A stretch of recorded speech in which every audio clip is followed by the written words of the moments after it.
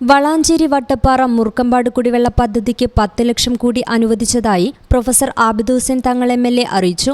MLAയുടെ പ്രത്യേക വികസന പദ്ധതിയിൽ നിന്നും 3 ലക്ഷം അനുവദിച്ച് മൂർക്കമ്പാട് കുടിവെള്ള പദ്ധതിയുടെ പൈപ്പ് ലൈൻ വിവിധ സ്ഥലങ്ങളിലേക്ക് നീട്ടിയതിന്റെ ഉദ്ഘാടനം നിർവഹിക്കുകയായിരുന്നു അദ്ദേഹം. നമ്മൾ തെരഞ്ഞെടുപ്പുമായി ബന്ധപ്പെട്ട് നിയമസഭാ തെരഞ്ഞെടുപ്പിനാണെങ്കിലും വാർഡ് തെരഞ്ഞെടുപ്പിനാണെങ്കിലും ഒക്കെ അന്നിവിടെ ഏറ്റവും വലിയ ആവശ്യവും ചർച്ചയും ബഹളവും ഒക്കെ കുടിവെള്ളം പ്രശ്നം പരിഹരിക്കണമെന്നാണ് 2-3 തലത്തിലുള്ള യോഗങ്ങൾ നമ്മൾ നിർമ്മിച്ച് നടത്തിയിരുന്നു.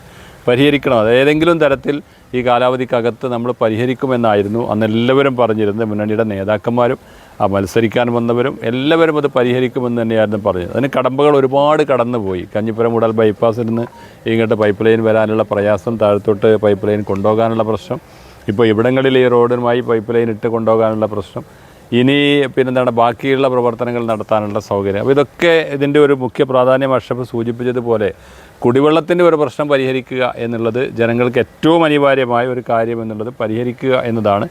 MLAയുടെ പ്രത്യേക വികസന പദ്ധതിയിൽ നിന്നും അനുവദിച്ച 3 ലക്ഷം ഉപയോഗിച്ചാണ് ആദ്യഘട്ട പൈപ്പ് ലൈൻ നീട്ടിയത്. രണ്ടാം ഘട്ടമായി MLAയുടെ ആസ്തി വികസന പദ്ധതിയിൽ നിന്നാണ് 10 ലക്ഷം രൂപ അനുവദിച്ച് ഭരണാനുമതിയായത്. Kerala water authority Edappal PH division executive എഞ്ചിനീയർക്കാണ് പദ്ധതിയുടെ നിർവഹണ ചുമതല. സാങ്കേതികാനുമതിക്കായുള്ള നടപടികൾ പുരോഗമിക്കുകയാണ്. ചടങ്ങിൽ വളാഞ്ചേരി നഗരസഭ ചെയർമാൻ അഷ്റഫ് അമ്പലത്തിങ്ങൽ അധ്യക്ഷത വഹിച്ചു. സ്ഥിരം സമിതി അധ്യക്ഷരായ CM Riyas, Mujeeb Valasi, ward councillor Abida Mansoor, മറ്റ് ജനപ്രതിനിധികളും പങ്കെടുത്തു. News bureau, Valanchery. Fertec industrial park